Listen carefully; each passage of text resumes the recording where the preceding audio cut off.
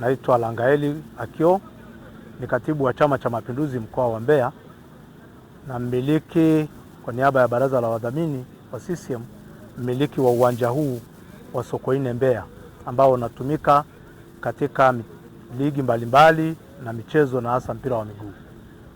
Ndugu waandishi, kama mnavyoona kazi inaendelea hapa uwanjani.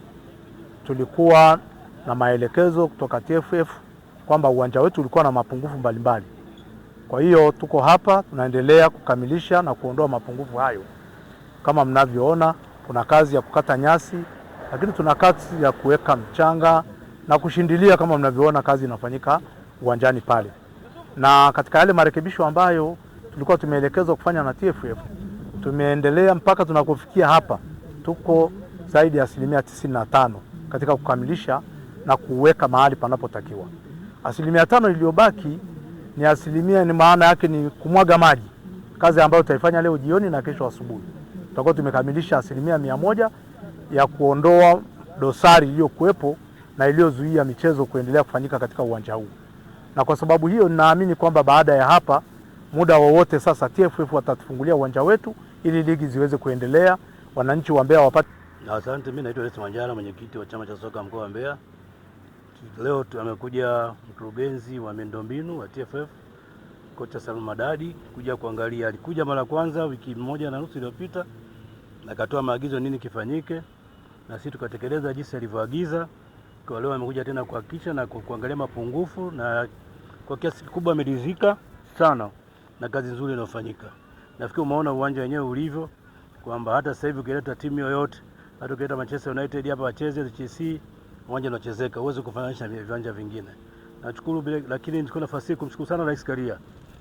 Nilimlilia hiyo shida, akaniambia kwa kweli uwanja hauko vizuri, lakini nitamtuma Madadi aje angalie, na kweli Madadi nikaja tena tukuja wote na tukondoka wote akakagua uwanja. Namshukuru tena Rais Karia akamtuma tena kuja kuangalia uwanja, na imani kwamba sasa uwanja uko vizuri na unaweza kuchezeka. Na good enough kwamba Mbeya jinsi ilivyo, mvua ndio za mwisho hizi. Kwa hiyo sasa hivi tuanza kazi hata kumwagilia uwanja. Kwa hiyo tatizo la uwanja tena itakuwa halipo.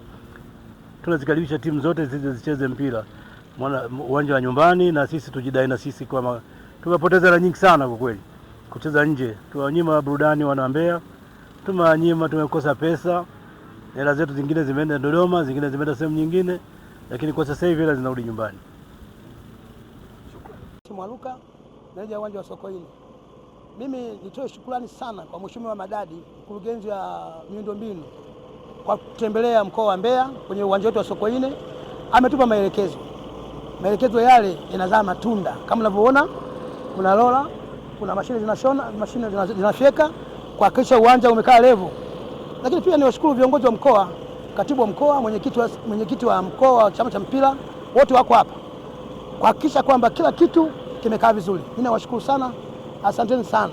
Na hiyo waandishi wa habari mmekuja, mmeona kazi ambayo inafanyika ni kwa ajili ya muongozo. Wametia pressure katibu wa mkoa, lakini pia mwenyekiti wa mkoa amekuja hapa wa CCM wa chama cha mpira mkoa, amekuja hapa katibu wa mkoa wa CCM ambaye ndio kazi yake, ndio mmiliki wa uwanja, ndio amekuja kuhakikisha kutia hamasa uwanja umekaa vizuri sasa hivi. Lakini uwepo wa Madadi kuja Mbeya ametupa hamasa sana kwamba uwanja unatakiwa uwe hivi. Kwa hiyo anatusii sisi wameneja uwanja tusijibweteke, tuhakikishe uwanja tumeutunza kama hivi alivyoelekeza.